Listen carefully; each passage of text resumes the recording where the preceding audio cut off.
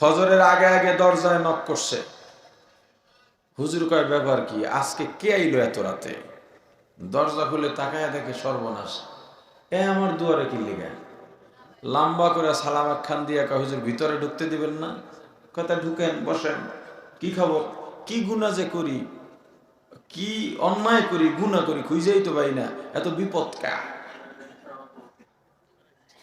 কয় বিপদ বেশি? কয় হ। কয় গুনাহ পান না? কয় না। কয় গতকালকে ফজর পড়ছেন? কয় জুমা না পড়ে গেলাম আপনার পিছে। এমন একদল আছে না নাই? কয় আইছেন কাহি দেখুন। কয় হুজুর একটা দাওয়াত, আমার বাসায় চারটা ডাইল ভাত খাইবেন।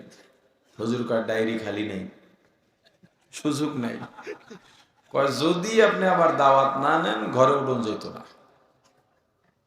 একটু কি এখান থেকে শেষ করি। এটা তারা বুঝাইতে চাইলাম, হুজুরদেরকে যারা খাওয়ায়, মোহাব্বত করে খাওয়ায়, অনেক জোর করে হুজুরদেরকে বাসায় নিতে পারে। এবং যারা খাওয়ায় তারা মহব্বতই খাওয়ায়, খাওয়াবার পরে নিজেকে গর্বিত মনে করেন। কথা বলে না? আচ্ছা, হুজুররা কোনোদিন দেখছেন এই যে রাস্তায় ট্রাক চলে, লেজার লাইট মাইরে বারবার পাশে থামায় দেখছেন? হুজুর করে দেখছেন? এর মধ্যে টেন্ডার বাজিতে দেখছেন? তা ফাও খাইলো কারা? কোন কাগরে? হ্যাঁ বলবেন তো হুজুর ঠিক আছে, এই যে আবিষ্কার তো হুজুররা করতে পারে না। আরে ওলামায়ে কেরাম মোমেন এই দুনিয়ার মেহমান, মোমেন এই দুনিয়ার। আচ্ছা আপনারা বলেন তো, আপনার বাড়িতে কোনো মেহমান গেলে সে কাজ করে? রান্দে কেডা? আপনি। বাজার করে কে? আপনি। যত পরিশ্রম সব আপনার। মেহমান পেট ডলে ঘুমায় আর খায়, মেহমানের কাজ আছে? মোমেন দুনিয়ায় এসব আবিষ্কার করবে না। যারা দুনিয়াদার তারা আবিষ্কার করবে, আর মোমেনরা মেহমান, তারা এগুলো গ্রহণ করবে। কি? আচ্ছা, হ্যাঁ। এরপরও একটা প্রশ্ন যৌক্তিক থাকে যে আলেমদেরকে আল্লাহর রাসূল এত ভালো কেন বললেন? আর আলেম নিয়ে তো এমন মানুষের মাঝে একটা গাত্রদা আছে, আছে না নাই? কথা বলে না? আচ্ছা, আমার একটা প্রশ্নের জবাব দেন। রাসূল করিম সাল্লাল্লাহু আলাইহি ওয়াসাল্লামের উপরে আল্লাহ যে জিম্মাদারি দিয়েছেন, এই জিম্মাদারি ওজনদার না হালকা? কেমন ওজন? এই পৃথিবীর মতো ৭ আসমান ৭ জমিন সমেত এই পৃথিবীর মতো হাজার কোটি পৃথিবী যদি এক পাল্লায় রাখা হয়, আমার রাসূলের জিম্মাদারির ওজনকে হালকা করা যাবে না। এবার বলেন, আমার রাসূল আছেন না ইন্তেকাল করছেন? জোরে বলেন। রাসূলের সঙ্গে কি রাসূলের জিম্মাদারিও ইন্তেকাল হয়ে গেছে না জিম্মাদারি আছে? আওয়াজ দিয়ে বলেন। রাসূল আছেন। কোন জিম্মাদারি বা দায়িত্ব পালন করার জন্য দায়িত্বশীল দরকার। দায়িত্বশীল ছাড়া দায়িত্ব পালন করা যায়? তাহলে দায়িত্ব ছিল রাসূলের। রাসূল কি আছেন? কিন্তু দায়িত্ব আছে না নাই? দায়িত্ব তো একা চলতে পারে না। দায়িত্বের জন্য কি দরকার? দায়িত্বশীল দরকার। রাসূল যেহেতু নাই, এখনই দায়িত্ব কার? ইন্নাল উলামা ওয়ারাসাতুল আম্বিয়া। আল্লাহর রাসূল এই জিম্মাদারি দিয়ে গেছেন উলামায়ে কেরামের উপরে। কার উপরে দিবেন? আরে আওয়াজ দেয় না, কার উপরে? এখন সাধারণ মানুষের কাজ কি হবে? যে এত ওজনদার জিম্মাদারি, এটা সাধারণ মানুষ, আওয়াম এটা পালন করতে পারবে না। এজন্য আলেমদের উপরেই দায়িত্ব দিয়েছেন। আওয়ামকে কি বলা হলো? তুমি আলেমের কাছে মুখাপেক্ষী, ঠেকা। যে যার কাছে ঠেকা থাকে তার সামনে মাথা উঁচু করতে পারে না। কথা বোঝে না? আচ্ছা বলেন, গোলাম আর মুনিব কে কার কাছে ঠেকা? গোলামের কাছে মুনিব না মুনিবের কাছে গোলাম? ঠিক তো? ছাত্র আর শিক্ষক কে কার মুখাপেক্ষী? ছাত্রের কাছে শিক্ষক না শিক্ষকের কাছে ছাত্র? বাবা সন্তান কে কার কাছে ঠেকা? বাবার কাছে সন্তান না সন্তানের কাছে বাবা? জোরে বলেন না। যার কাছে যে ঠেকা থাকে তার সামনে মাথা উঁচু করা যায় না। আল্লাহ আর বান্দা, মাবুদ আর আবেদ, এই আল্লাহর কাছে বান্দা ঠেকা না বান্দার কাছে আল্লাহ ঠেকা? অতএব বান্দা তুমি কখনো মাথা উঁচু করবে না, অহংকার দেখাবে না। সন্তান তুমি বাবার কাছে ঠেকা, অতএব বাবার সামনে উঁচু স্বরে কথা বলবে না। ছাত্র তুমি শিক্ষকের কাছে ঠেকা, কারণ শিক্ষক না হলে তুমি মানুষ হতে পারবে না। অতএব তার সামনে বিনয় অবস্থায় থাকো। গোলাম তুমি মুনিবের কাছে কখনোই মাথা উঁচু করবে না, কারণ তুমি গোলাম, মুনিব তোমার ছায়া।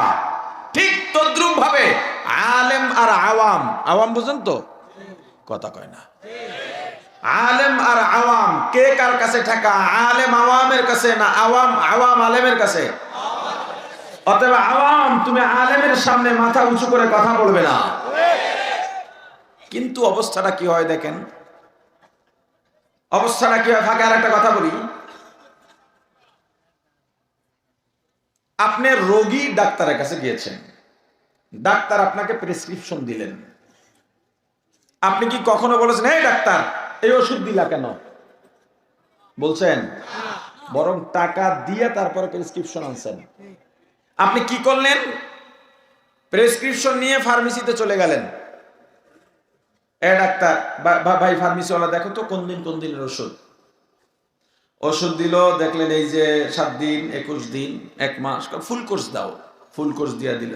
আপনি কি ফার্মেসিওয়ালাকে বলছেন এ ভাই তুমি এই ওষুধ দিলা কেন? কথার জবাব দেন। আরে আজব ব্যাপার, ক্লান্ত হয়ে গেছেন। 1 মাস ওষুধ খাইছেন, ভালো হন নাই, এরকম রেকর্ড আছে না? এই যে ভালো হইলেন না, এরপর ডাক্তারকে মারতে গেছেন, ফার্মেসিওয়ালাকে মারতে গেছেন, কি করলেন? আরেক ডাক্তারের কাছে গেছেন।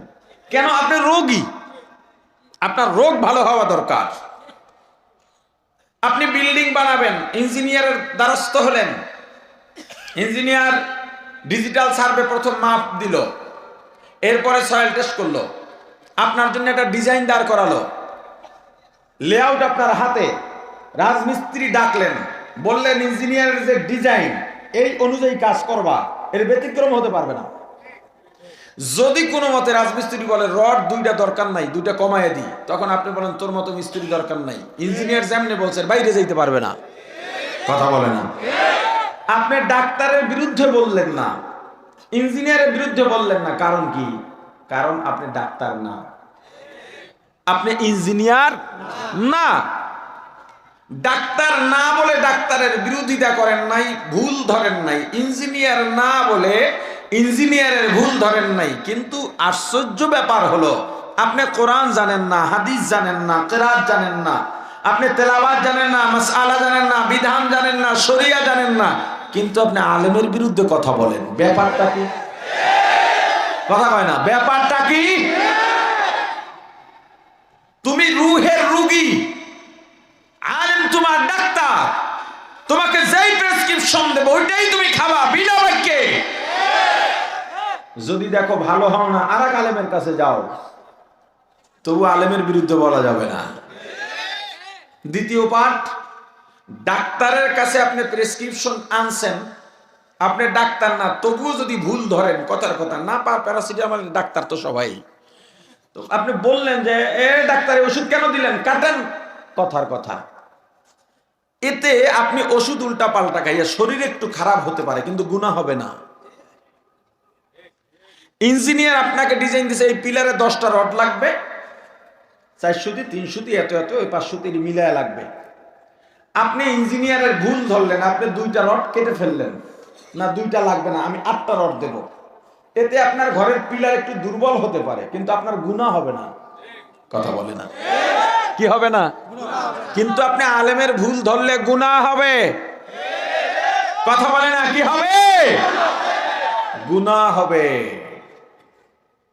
তা আলেমের মর্যাদা কতটুকু, এটা কোনো সীমা নাই। এবার আসেন, রাসূলের জিম্মাদারি পালন করে কোন আলেম? একটা হলো আলেম আর একটা হলো ওয়ারাসাতুল আম্বিয়া। একটা কি আর একটা কি? এই দুইটার মধ্যে আসমান জমিন ব্যবধান। আলেম যে কেউ হতে পারে, আপনি কিতাব পড়বেন আলেম হয়ে যাবেন। ওয়ারাসাতুল আম্বিয়া কাকে বলে? যে রাসূলের জিম্মাদারি পালন করে। রাসূল যা যা দায়িত্ব পালন করেছেন সব দায়িত্ব পালন করবে। নিজেকে নিয়ে শুধু নয়, আমাদের সমাজে বহু ইমাম আছে 40 বছর ইমামতি করে আর গর্ব করে বলে আমি সবার প্রিয় পাত্র, 40 বছর ইমামতি করা যায়, কিন্তু প্রিয় পাত্র হওয়া যায় না। যে প্রিয় পাত্র ও আলেম হয়েছে, ওয়ারাসাতুল আম্বিয়া হতে পারে না। কারণ রাসূলের দায়িত্ব পালন করলে ওই এলাকার সব মানুষ তার পক্ষে থাকতে পারে না। সব আলেম কি রাষ্ট্র নিয়ে ভাবে? সব পীর কি রাষ্ট্র নিয়ে ভাবে? সব ওয়াইজরা কি রাষ্ট্র নিয়ে ভাবনামূলক কথা বলে? এখন একজনে বললে বাকিরা কয় মিয়া আমরা কিছু বুঝি না, আপনি এত গেলেন। হ্যাঁ, তোমরা আসলেই বোঝো না, কারণ জিম্মাদারি সবাই পালন করে না। যে ওয়ারাসাতুল আম্বিয়া, তার চিন্তা শুধু নিজেকে নয়, তার পাড়া প্রতিবেশীকে নিয়ে চিন্তা, তার সমাজ নিয়ে চিন্তা, অর্থনীতি নিয়ে চিন্তা, রাজনীতি নিয়ে চিন্তা, রাষ্ট্র নিয়ে চিন্তা, উম্মাহ নিয়ে চিন্তা। এবার দেখেন, আপনি আলেম না, তবু আলেমের বিরুদ্ধে বলেন, এরপর আলেম আপনাকে কিছু বলেন, আর আপনি বলেন কেন? হুজুর কিছু বলে না কেন? রাসূলের জিম্মাদারি পালন করে এই জন্যে। আলেম আপনাকে কিছু বলে না, আপনি আপনার দলের বিরুদ্ধে বললে আর এক দল আপনারে মারতে যায়। কথা কয় না? এই ফ্যাসিস্টের সময় নিজেরা নিজেদের হাতে শত শত মারা গেছে, আর এই 5 তারিখের পর থেকে পর্যন্ত বিএনপির হাতে 200-র উপরে মারা গেছে। কিন্তু আলেমের বিরুদ্ধে বললে আলেম আপনাকে মারতে যায় না। কেন জানেন? উম্মার প্রতি, আপনার প্রতি আলেমদের কলিজা ভরা দয়া আর মায়া আর ভালোবাসা। এই ভালোবাসা কোথায় পেলেন তারা? আমার রাসূল ছিলেন মায়ার নবী, দয়ার নবী। যারা রাসূলের জিম্মাদারি পালন করে ওই দয়ার ভাগও তারা পাইছেন।